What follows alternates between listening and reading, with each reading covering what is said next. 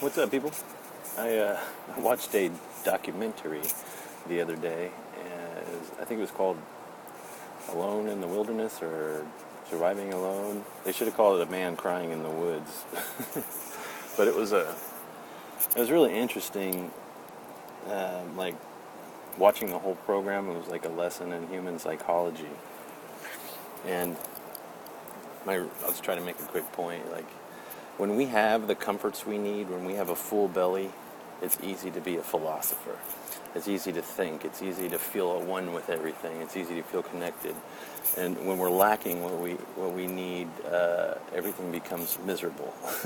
I was watching this guy, and it was just strange to see. He was so excited to get there, to break away from his comforted world and to get out into nature and prove that he can be just as comfortable out there in nature. And the truth of the story is that, immediately once you're out there all by yourself, fear takes over, and it's constantly lingering in the back. Your primal brain just kicks in, and it's always running, which leads me to believe that that's why we come from such a fear-based society, because when we're not sheltered, when we don't have abundance, and there's dangers, bears, things trying to eat us. It's real hard to stay in your neocortex. You just go right to your primal brain and you start, fight or flight instinct kicks in and you run on that. But it was weird watching how emotional he would get, for one, but also how when he had abundance, when he was catching fish and everything was good, he's sitting out on rocks thinking, this is the most beautiful place in the world to be. I'm at one with nature. I am, a part of the whole. I'm connected. I feel like I'm so alive right now. And then, he starts lacking protein and he starts getting emotional. I can't keep my thoughts straight and this is hell. And it's crazy. So I think to lift everybody's consciousness in this whole, I watched a few videos about, and I made one about where we're going and consciousness and all this stuff. To get everybody to where they can see the bigger picture, you need that comfort. But then the downside is when you get a big population of people in this comfort, then they're going to get complacent and they're going to want to be tested. So it's always going to be a struggle to go one way or the other. Watching that documentary just kind of opened my eyes, like, wow. I can remember also in philosophy class, like maybe it was Socrates we were studying, and he was saying how the body gets in the way of thinking.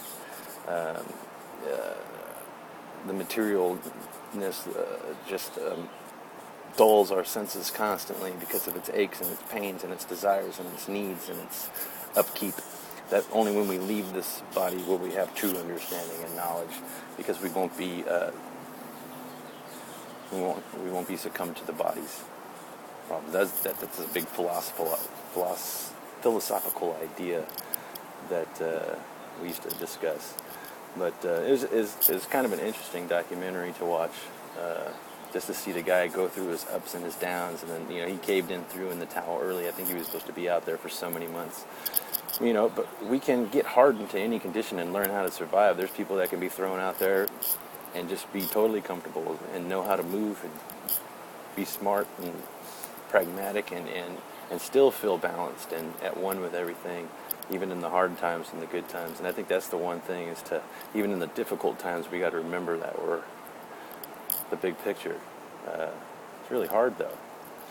And I don't know, I just wanted to throw that out there. I thought it was really interesting. As we comfort ourselves, as we build a home around us and we nest and we have food and we have all these things, it's a lot easier to be light and to fill your mind with things and to, like I said, it's easy to be a philosopher with a full belly. And when you don't have a full belly, you quickly become primal. I was watching how this guy just, he had to overcome his own beliefs and kill animals to eat, even though he didn't want to, but it is a struggle to survive. And that's the whole thing about people, is it's the biggest struggle in life, is that duality that we have to deal with when we get here. It's kind of crazy. I don't think philosophers and scientists and all that stuff would be around. Well, I can't say that, because there's always going to be someone ingenuitive out there on their own that tries to survive. And it's that actual, what creates ingenuity is that strive to get comforted. You know, if you look around at all of our surroundings, all of our modern technologies, it was just something to ease our lives. And it allows us more time to think and more times to exponentially expand things. But without that comfort, if we're just back into the earth. Now, you look at it this way too. That's probably why a lot of cultures never developed. It's extremely hot out here, and I can imagine why some cultures worship the sun and some worship the moon, because sometimes the sun's a curse.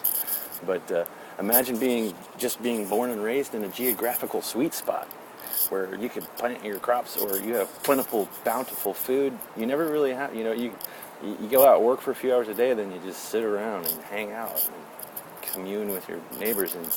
And then I think a lot of the reasons the domesticated animals and the whole colonial type civilization type structure started developing, and further advancements were made where people were more nomadic and they had more challenges of weather and obstacles. Like all the domesticated animals, most of them except for the llama, came out of Eurasia, which is a much more colder climate. So they'd be taking shelters in caves and ultimately building castles, and then having to gather stuff to get through the winter, and struggle through that winter, and be their own sun for the winter to make it through to the next season. And then, if you're born in somewhere in a different spot where you have everything you need, why do you need to be so ingenuitive and push your culture forward? I don't know. I'm just throwing all that out there. I watched that and I thought it was really fascinating. But, and then there's always a backlash. You get everything you need, you have everything you want, and then you're miserable sometimes. You're like, ooh, why don't I? Because you're not being challenged. You're not being challenged. We have all these waves of emotions, and I think the best experience in life, or the best way to experience life, is to try to find all of those and experience those things to make you a more well-rounded person. A lot of people are miserable because they wonder why they're not happy all the time.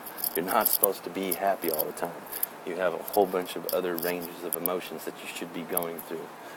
And the best thing to do is sometimes challenge yourself, and sometimes